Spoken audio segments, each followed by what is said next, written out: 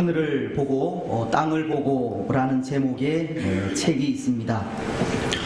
이 책은 2년 반 동안 감옥 생활을 한 기자가 감옥에서 만난 이 사형수들의 심리와 행동을 분석한 내용의 책입니다. 사실 사형수들은 그들 삶의 마지막 장소인 사형장으로 끌려가면서 그 일을 모르고 간다고 합니다. 그러다 이 교수대 건물 쪽으로 난 길로 들어서게 되면 그제서야 자신의 사형을 인지한다고 하는데요. 그때 그들이 잠시 머물러 서서 반드시 하는 행동이 있다고 합니다. 그것은 먼저 하늘을 쳐다보는 일입니다. 그리고 다시 땅을 보며 사형장으로 간다는 겁니다. 그들은 이미 사형 선고를 받았고 집행 날짜를 기다리는 상황이지만 막상 교수대가 있는 건물로 들어서면 이 큰 충격을 받고는 하늘을 본 후 다시 땅을 향해 머리를 떨군다는 겁니다. 여러분, 왜 사형수들이 그 마지막 순간에 하늘을 보고 그리고 땅을 보겠습니까? 제가 사형수가 되어보지 않아 그 이유는 자세히 알 수 없지만 아마 이런 마음에서이지 않을까 생각합니다. 이제 올 것이 왔구나. 그리고는 혹 하늘에서 나를 구해주지 않을까 하는 마음에 하늘을 보는 것이 아닐까. 하지만 이내 고개를 숙여 땅을 보고 걸어가는 것은 이제 더 이상 소망이 없다는 것을 깨달았기 때문이 아닐까 생각합니다. 사형수들은 절망과 후회 속에 모든 소망을 접고 교수대로 향해 걸어가는 겁니다. 여러분, 저는 오늘 성탄절을 맞아 이 성탄의 메시지를 전하려 하는데요. 때로 무슨 설교의 서론이 이렇게 절망적인가를 말씀하실 분들도 있을지 모르겠습니다. 하지만 오늘 설교의 서론을 절망적으로 시작한 것은 이 서론과는 정반대의 말씀을 전하려는 마음에서입니다. 서론에서 말씀을 드린 사형수들처럼 하늘을 보고 땅을 보면서 절망 중에 죽어간 사람들의 이야기가 아니라 하늘을 보고 별을 보면서 소망 중에 살다 간 사람들의 이야기를 하려 한다는 겁니다. 큰 기대와 소망으로 먼 길을 걸어 베들레헴에까지 찾아와 만왕의 왕이신 예수님을 만난 동방 박사들에 대한 이야기를 하려 하는 겁니다. 마치 시편 121편이 내가 산을 향하여 눈을 들리라 나의 도움이 어디서 올까? 라고 하늘에 소망을 두고 살아가는 그런 사람들에 대해 생각을 하려 한다는 겁니다. 그렇습니다. 사랑하는 여러분, 때로 성경의 인물들을 보면 그 중에는 신비 속에 감추어져 있는 분들이 몇 명 있는데요. 이 구약에서는 멜기세덱이라는 사람이 그런 분이고 신약에서는 여기 동방 박사들이 그런 분입니다. 멜기세덱에 대해서는 창세기 14장이 기록을 하고 있는데 아브라함의 조카인 롯이 사로잡힌 이후에 이 동방의 연합군을 물리치고 그 롯을 구출하며 돌아오는 그 길에 아브라함을 영접하고 축복한 살렘 왕이 멜기세덱입니다. 히브리서의 표현을 따르면 이 멜기세덱은 뭐 족보도 없고 시작한 날도 없으며 생명이 끝난 날도 알지 못하는 인물로 묘사를 합니다. 어떤 사람들은 이 멜기세덱이 예수님이 아닐까 추측을 하기도 하지만, 멜기세덱이라고 하는 사람은 뭐 아직까지도 신비 속에 그 정체를 알 수 없는 사람입니다. 또 오늘 본문 속의 동방 박사들도 마찬가지입니다. 이들도 만왕의 왕이신 예수님의 탄생을 알려주던 그 별과 함께 나타났다, 그 별과 함께 신비 속으로 사라져버린 인물들인데요, 초기 교회의 역사는 이들에 대한 전설을 기록하기는 합니다. 그 전설에 의하면 예수님을 찾아온 이들은 동방의 왕들로서 그 수는 셋이며 그리스, 인도, 애굽에서 왔다고 합니다. 그리고 그 이름이 가스팔, 멜리울, 발다살이라고 하는데, 이들은 이후에 예수님의 제자인 도마에게 세례를 받았다는 전설까지 있습니다. 또한 이들의 뼈가 주후 4세기경 콘스탄틴 황제의 어머니인 세인트 헬레나에 의해서 발굴이 되어서 그 유골을 금상자에 넣어 지금까지 독일 쾰른에 있는 대성당에 보관 중이라고 하는 그런 이야기도 있는데, 이것은 믿거나 말거나 한 이야기입니다. 때로 아기 예수님을 찾아온 동방 박사의 수도 세 사람이 아니라는 이야기도 있지만 그것도 자세히는 알 수 없습니다. 하지만 오늘 우리가 오해하고 있는 것 중에 하나가 동방 박사들이 아기 예수님을 경배한 장소가 마굿간이라는 사실입니다. 때로 우리는 그렇게 생각도 하지 않습니까? 동방 박사들이 예수님을 경배한 장소가 마굿간이라는 겁니다. 아마도 그것은 구유에 누인 아기에게 경배하는 박사들의 모습을 그린 성화에서 비롯되었다 생각을 하는데요, 사실은 그것이 아닙니다. 오늘 우리가 읽은 본문을 보면 그들이 아기 예수님을 찾아와 경배한 때가 예수님이 탄생하셔서 마굿간에 누이셨던 그때가 아니라 예수님의 탄생 이후 어느 정도 시간이 지난 때인 것을 알 수 있기 때문입니다. 오늘 7절은 이렇게 말씀하지 않습니까? 이에 헤롯이 가만히 박사들을 불러 별이 나타난 때를 자세히 묻고, 헤롯은 별을 보고 찾아온 동방 박사들에게 별이 나타난 그때를 묻고 있는데요, 이것은 헤롯이 별이 나타난 그때를 예수님이 탄생하신 때로 보았다는 겁니다.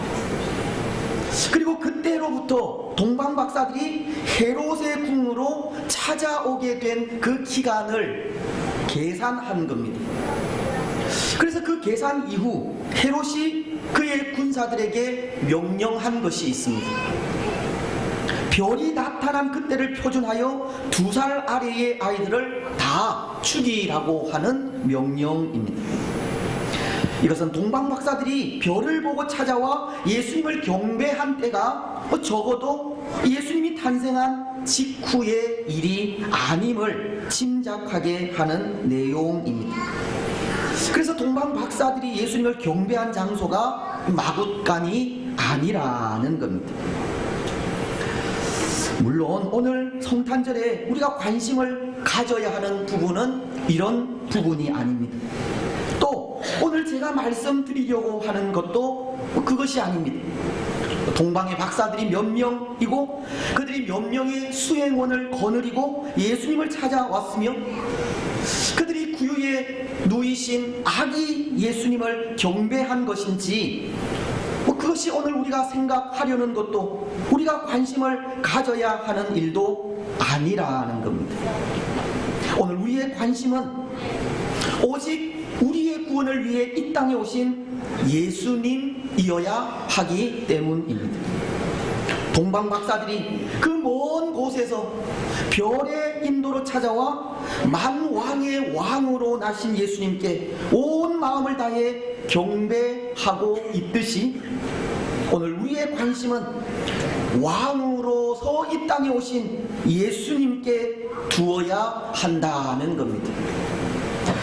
그렇습니다. 여러분, 정말 놀라운 것은 이 동방 박사들이 별을 보고 관심을 가졌다는 겁니다.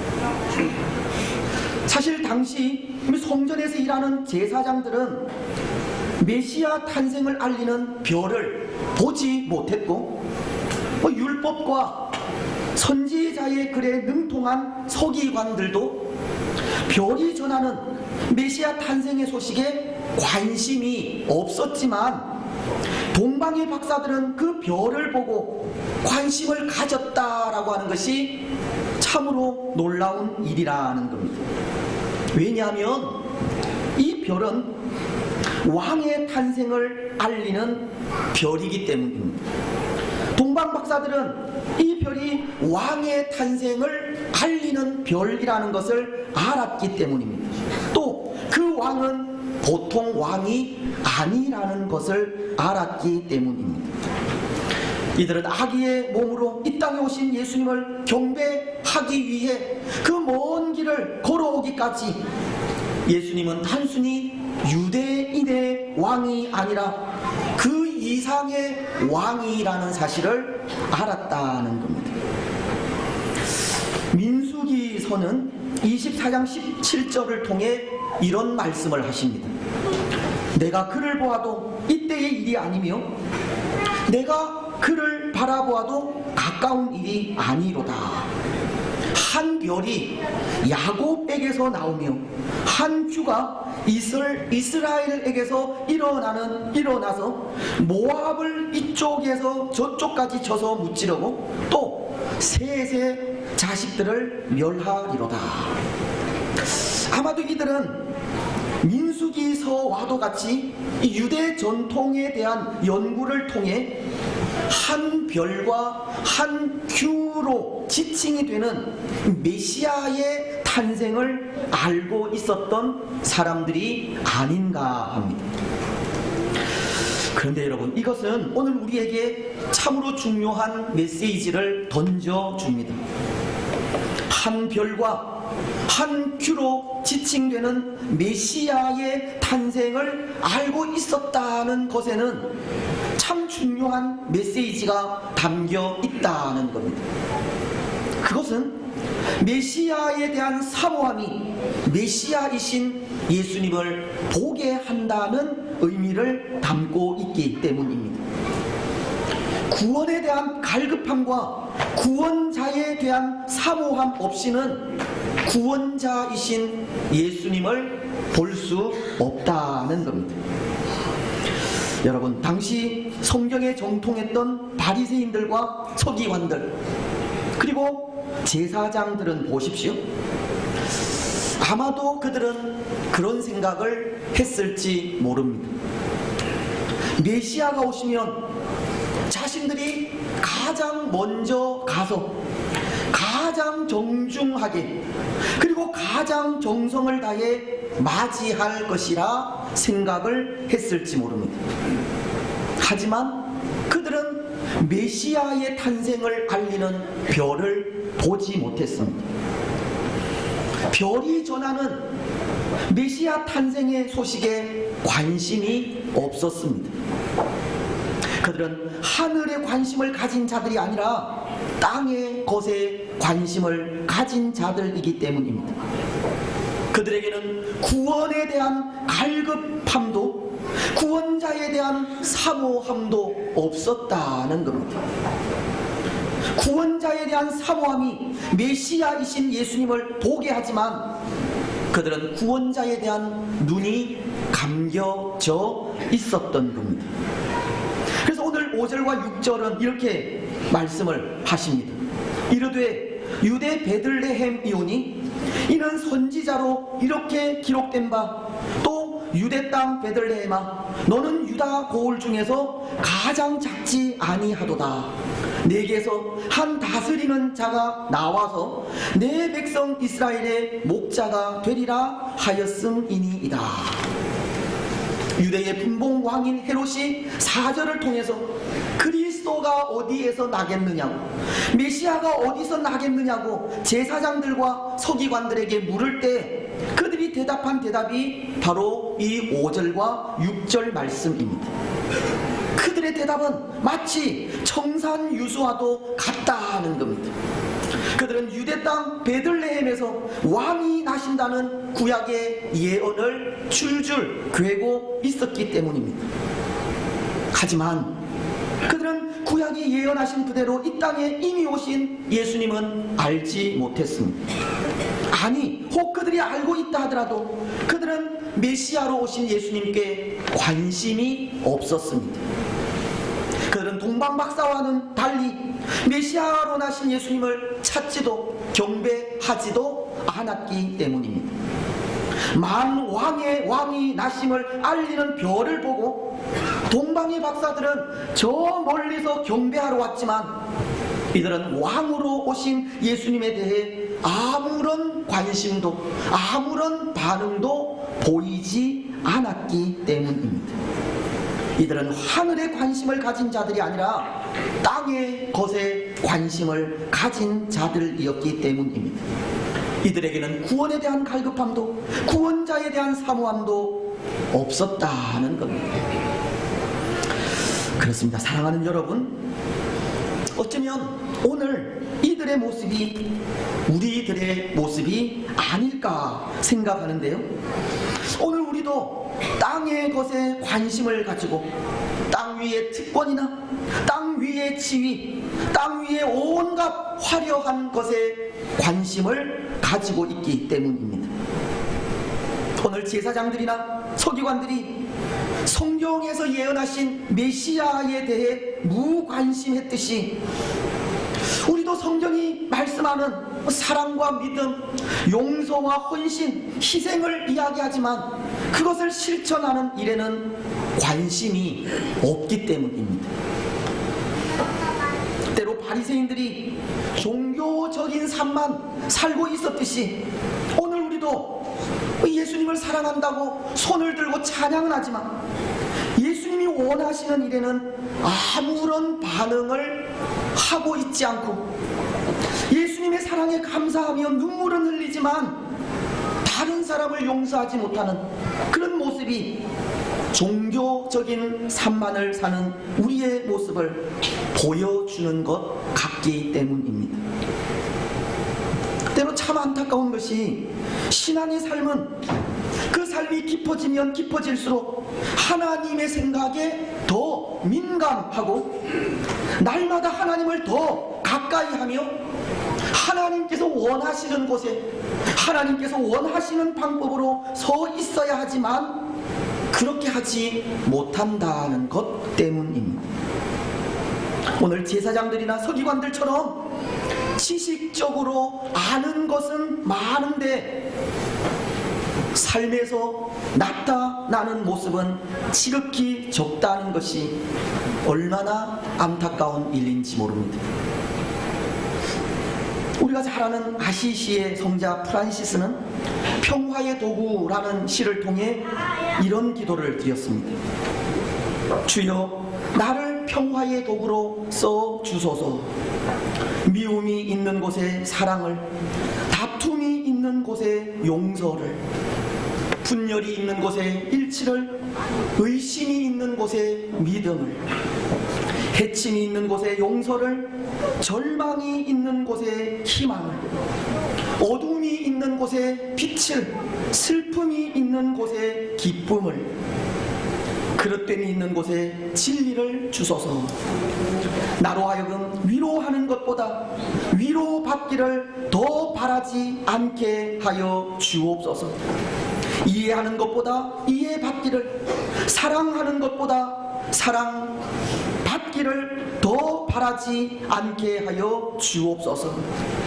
왜냐하면 주는 것으로 인해 우리는 받으며 용서함으로써 우리는 용서를 받기 때문이며, 그리고 죽음으로써 우리는 영원한 생명을 얻기 때문입니다. 사실 오늘 우리에게 이런 기도의 삶이 너무나도 그립습니다. 그리스도의 향기가 나는 삶이 너무나도 그립습니다. 오늘 온갖 권모와 술수가 난무하는 시대 속에 순결한 그리스도인의 삶이 너무나도 그립다는 겁니다. 그래서 저는 그런 생각을 하는데요, 수백 번의 기도보다 한 번 용서하는 행동이 더 큰 힘을 나타낼 수 있다는 생각입니다. 예수님께서 원하시는 곳에, 예수님께서 원하시는 방법으로 사는 것이 힘이요 능력이라는 겁니다. 오늘 우리에게 그런 행함 있는 삶이 필요하다는 겁니다. 그리고 또 그런 생각을 합니다. 오늘 우리의 삶이 좀 더 예수님다워지기 위해서는 오랜 침묵이 필요하다는 생각입니다. 다시 말씀을 드리면 많은 묵상이 필요하다는 겁니다. 왜냐하면 그 깊은 묵상을 통해 하나님을 좀 더 가깝게 느낄 수 있기 때문입니다. 그 오랜 침묵을 통해 하나님의 마음을 좀 더 가깝게 느낄 수 있기 때문입니다. 좀 더 가깝게 느끼는 하나님의 마음으로 하나님께서 원하시는 삶을 살 수 있기 때문입니다. 행함 있는 그 삶의 힘을 묵상을 통해 공급받을 수 있기 때문입니다. 그래서 제가 시인은 아니지만 이런 글을 써보았습니다. 깊은 침묵 속에서 태어난 말과 기도에 진한 향기가 묻어 나옵니다. 묵상이 스며 있는 분초의 시간을 통해 백합화 향기 가득 묻어 나오는 새 날이 오기를 기대합니다. 오늘 우리에게 깊은 묵상이 없이는 예수님께서 원하시는 말과 행동과 기도가 나타날 수 없다는 겁니다. 묵상 없이는 예수님을 지식적으로만 알 뿐 삶에서 행동으로 나타나는 힘이 생기지 않는 겁니다. 더군다나 오늘 이 시대처럼 이 영이 혼탁한 시대에 깊은 묵상 없이 하나님의 뜻을 이루어 드리기는 힘이 듭니다. 모두가 다 자기 생각에 옳은 대로 사는 시대에 하나님을 가까이 하는 삶을 통해 나를 버리는 삶이 없다면 오늘 제사장들이나 서기관들처럼 지식만 가진 그리스도인들이 될 뿐입니다.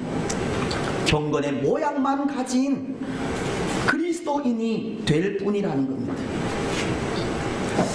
여러분, 오늘 우리는 이 본문 속의 유대교 지도자들처럼 이 성경적인 지식만을 가진 사람들이 되지 않기를 바랍니다.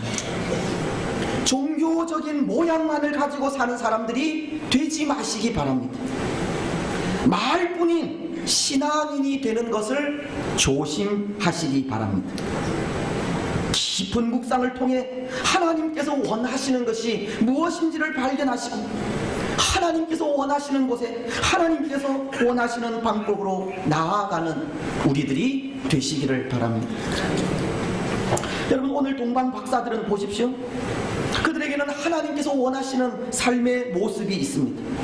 그들은 만왕의 왕이신 아기 예수님을 경배하며 나아갔기 때문입니다. 오늘 동방 박사들은 헤롯의 궁에서 나온 이후 예수님이 있는 곳에 이르게 되었고 아기 예수님께 경배를 드립니다. 11절을 보시면 집에 들어가 아기와 그의 어머니 마리아가 함께 있는 것을 보고 엎드려 아기께 경배하고 보배합을 열어 황금과 유황과 모략을 예물로 드리니라. 동방 박사들은 하나님께서 원하시는 삶을 산 겁니다. 어쩌면 그들은 왕궁이 아닌 초라한 마국간에서 태어나신 아기를 왕으로 인정하기 어려웠을 수 있었고 헤롯과 제사장들과 서기관들이 부정하는 아기를 메시아로 받아들이지 않을 수도 있었지만, 그들은 별이 머물러 선 그 집의 아기가 만왕의 왕이신 것을 믿고 그 앞에 엎드려 귀한 예물을 그들의 아기 예수께 드리며 경배한 것입니다. 그들에게 주어진 일은 아기로 이 땅에 오신 예수님을 경배하는 일이기 때문입니다. 그들에게 삶의 참된 가치는 세상적인 것이 아니라 하늘에 있는 것이기 때문입니다.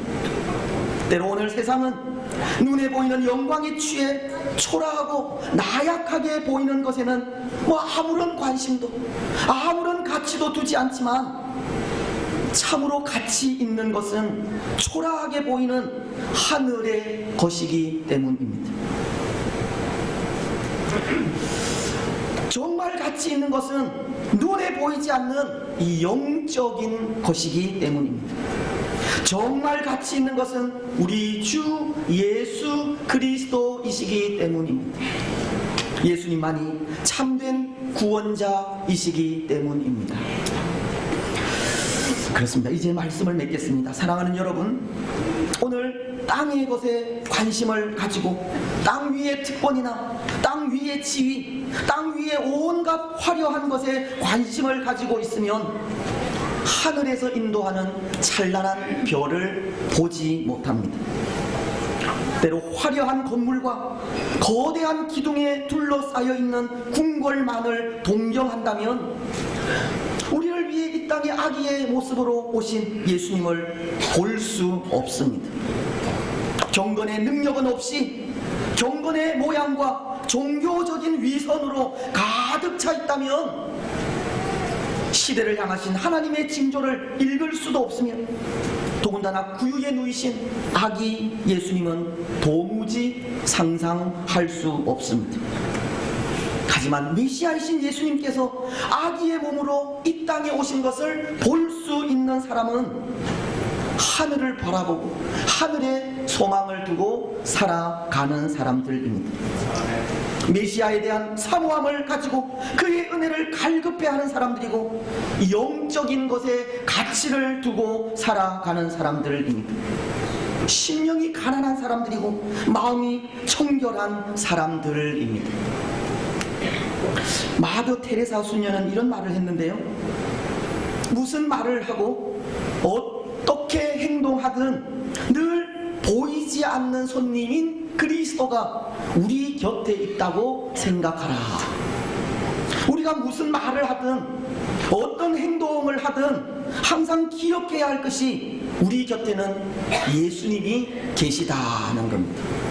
우리는 우리와 늘 함께 하시는 하나님 앞에서의 삶을 살아야 한다는 말입니다. 때로 예수님께서 낮고 천한 모습으로 이 땅에 오셔서 낮은 자들과 연약한 자들에게 빛이 되셨듯이, 예수님처럼 우리의 마음도 높은 데보다는 낮은 데 두고 항상 가난한 심령으로 살아가라는 말입니다. 땅이 아니라 하늘을 보고 살아가라는 말입니다. 세상의 것에 취해 하늘을 보지 못하는 사람들이 아니라 늘 하늘을 소망하며 살아가라는 말입니다. 마태복음은 5장 7절을 통해 이렇게 말씀을 하십니다. 마음이 청결한 자는 복이 있나니 그들이 하나님을 볼 것이니요. 사랑하는 여러분, 오늘 성탄절을 맞아 우리는 무엇을 보고 어떤 삶을 살아가시겠습니까? 어떤 마음으로 살아가시겠습니까? 땅을 보고 소망 없는 삶을 살아가시겠습니까? 아니면 하늘을 보고 소망의 삶을 살아가시겠습니까? 오늘 우리는 하늘의 소망을 두고 하늘을 바라보며 살아가시기 바랍니다. 청결한 마음과 가난한 심령으로 살아가시기 바랍니다. 항상 낮은 곳에 우리의 마음을 두고 영적인 것에 가치를 두는 삶을 살아가시기 바랍니다. 그래서 그 삶을 통해 우리 가운데 늘 임재해 계신 되시는 예수님을 날마다 우리 삶 속에서 만나는 복을 누리시기를 주님의